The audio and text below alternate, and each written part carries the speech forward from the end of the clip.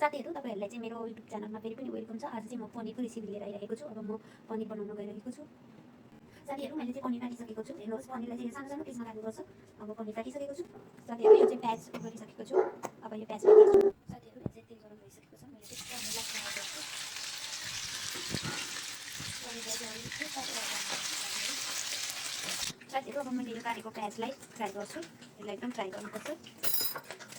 साथीहरू यहाँ चाहिँ मैले यो प्याजलाई फ्राई गर्दैछु। अब मैले मसलाहरू टिप गर्छु। मैले प्याज फ्राई हुन्छ हेर्दै गर्नु।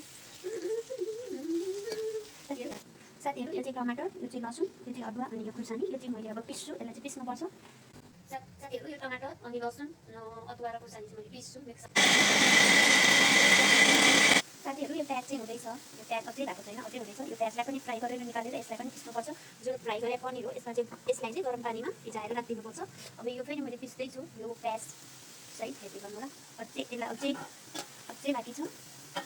साथीहरू प्याज चाहिँ यतिको हुनुपर्छ किनभने अब यसलाई मैले पिस्छु। साथीहरू यो तेल चाहिँ अघिकै तेल छ। यो देख्नलाई धेरै हो, धेरै चाहिँ छैन। यसलाई जिरा फुलाइदिनुपर्छ। अब भने हामीले पिसेको ग्रेभीलाई एकदम राम्रोसँग पकाउनुहुन्छ। साथीहरू यो चाहिँ ग्रेभी हो। अब यसलाई एकदम मजाले पकाउनुपर्छ। एकदम मजाले पकाएर साथीहरू यो मसला चाहिँ पाक्दैछ ग्रेभी। अब यसमा चाहिँ मटर हालिदिएँ मैले। अब यसमा चाहिँ धेरै मसला हाल्नु पर्दैन।